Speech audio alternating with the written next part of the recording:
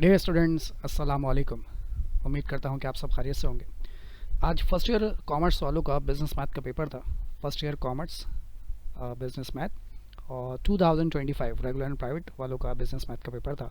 इसके एमसीक्यूज़ के आंसर्स देख लेते हैं और फिर सॉल्यूशन की तरफ चलते हैं। एमसीक्यू, ये कुछ इसके एमसीक्यूज़ थे। पहले एमसीक्यू का आंसर है 2, ठीक है। ये प्रोपोर्शन वाले चैप्टर से लेके इसे कैसे सॉल्व करना था, y/3 इज इक्वल टू 4/6, ठीक है। रेशियो का मतलब होता है अपॉन, फिर 3 डिनोमिनेटर में उसको दूसरी तरफ ले आइए, मल्टीप्लाई हो जाएगा, सॉल्व कीजिए तो आंसर आ जाएगा 2। उसके बाद सेकंड एमसीक्यू का आंसर है 3, ठीक है। ये स्लोप वाले चैप्टर से, यानी कि linear functions and their graph वाले चैप्टर से लिया गया। इसको आपको अच्छे तरीके से सॉल्व करना आता होगा, ठीक है। उसके बाद 3 एमसीक्यू का आंसर है 900, ये रेशियो प्रोपोर्शन परसेंटेज वाले चैप्टर से। उसके बाद एमसीक्यू नंबर 4 का आंसर है 5/3। 3/5 का मल्टीप्लिकेटिव इन्वर्स होता है 5/3, ठीक है। अच्छा, उसके बाद एमसीक्यू नंबर 5 का आंसर है 4, ठीक है। ये स्क्वायर है, ये डिनोमीटर में इसको डिवाइड कर देंगे तो ये ए हो जाएगा, यानी कि ए माइनस बी रह जाएगा यहाँ पर। और 4 2 1 2 2 4 8, यानी कि 4/1 हो जाएगा। डिनोमीटर में 1 आता है तो शो नहीं करते, यानी इसको सॉल्व करने के बाद आंसर सिर्फ 1 आ जाएगा। तो इसे डिवाइड करें, इसे सॉल्व करें तो आंसर जस्ट 4 आता है, तो इसका आंसर बनता है 4, ठीक है। रेशो वाले चैप्टर से है, इसका आंसर है 1:2। अच्छा, ये जो है वो उसके चैप्टर से, ये लीनियर फंक्शंस एंड ग्राफ वाले चैप्टर में भी है ये, और ये लीनियर एंड क्वाड्रेटिक इक्वेशन वाले चैप्टर में भी पढ़ता है ये, कि ये जो इक्वेशन है, यानी ये जो पॉइंट है 3 -5, 3 जो है एक्स हो गया, -5 जो है वाई हो गया। एक्स जो है वो प्लस में है और वाई जो है माइनस में। ये किस क्वाड्रेंट में आता है, ये फोर्थ क्वाड्रेंट, यानी कि 4 हिस्से होते हैं आपके ग्राफ के, ये उसमें से फोर्थ हिस्से में आता है। अच्छा भाई, एमसीक्यू नंबर 8 का आंसर है 3/4, यानी कि ए मैट्रिक्स है, उसका ऑर्डर ये है, बी मैट्रिक्स उसका ऑर्डर ये है। जब इन दोनों को हम मल्टीप्लाई करेंगे तो जो उसका आंसर आएगा उसमें कितनी रो और कितने रो कॉलम होंगे, तो उसमें 3 रो और 4 कॉलम होंगे। 5 जो है वो डेसिमल नंबर है, ये बाइनरी नंबर में किसके बराबर होगा, ये 101 के बराबर होगा। इनका अगर डिस्टेंस कैलकुलेट करें तो इसका डिस्टेंस आएगा 5, ठीक है। ये तो होगा एमसीक्यूज। अब चलते हैं क्वेश्चंस की तरफ। पहला जो सवाल है वो रेशो के चैप्टर से लिया गया है। इसमें आपको रेशोज़ मालूम करने थे, तो यहाँ पर ये रेशो मालूम किए गए हैं, ठीक है। तो थोड़ी सी इसमें कन्फ्यूजन थी, ये बी रेशो ए पहले लिखा हुआ है, ठीक है जी, क्योंकि इसमें ए जो है वो 2 बार है। जो रेशो 2 बार होता है, ए यहाँ पर भी है, ए यहाँ पर भी है।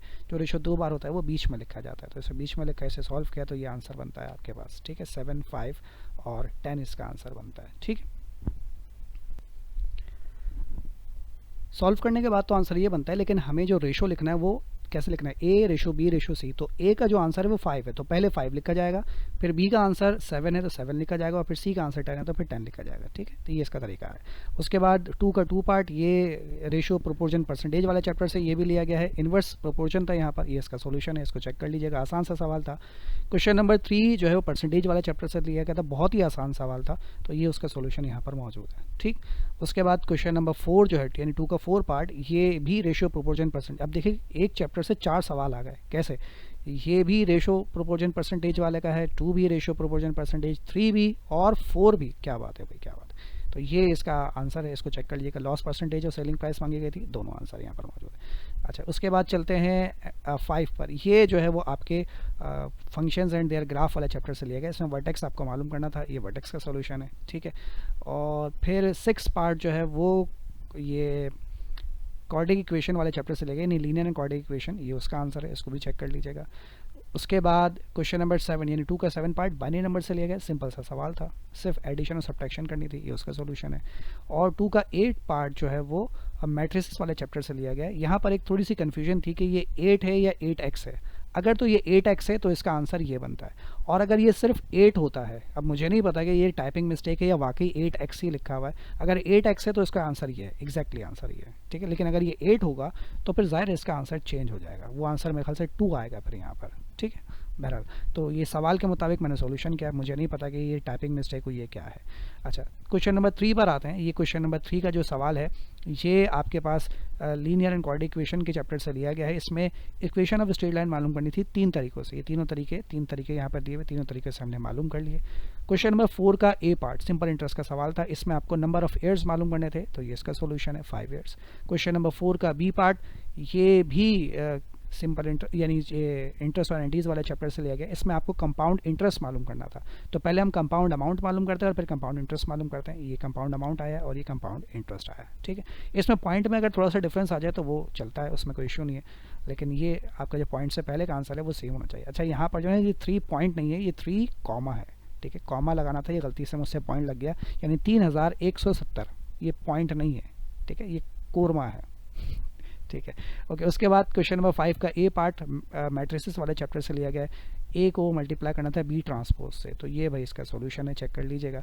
और फिर 5 का बी पार्ट जो है वो डिटरमिनेंट से ही लिया गया, इसी चैप्टर में डिटरमिनेंट से लिया गया है, तो ये इसका सॉल्यूशन है। इसमें आपको ये प्रूव करना था कि क्या ए सिंगुलर मैट्रिक्स है या नहीं है। तो जी हाँ, अगर डिटरमिनेंट का आंसर 0 आता है तो इसका मतलब है कि वो मैट्रिक्स जो है वो सिंगुलर है।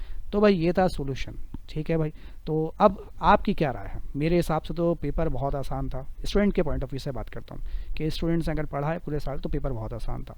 तो आप अपना सॉल्यूशन चेक कर लीजिए, अगर कहीं कोई टाइपिंग मिस्टेक हो जाती है तो उसे बाद में डिस्क्रिप्शन में करेक्ट कर दिया जाता है, ठीक है, तो डिस्क्रिप्शन भी चेक कर लिया कीजिए।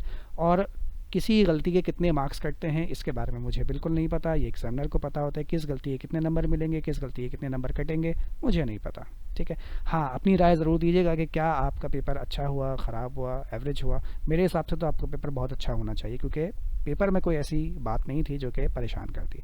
हाँ, 1-2 MCQ शायद आपको परेशान करेंगे, बाकी पेपर बहुत आसान था। तो उम्मीद करता हूँ कि आपका आइंदा पेपर भी बहुत अच्छे होंगे। इंशाल्लाह फिर आपसे मुलाकात करेंगे। टेक केयर, अल्लाह हाफ़िज़।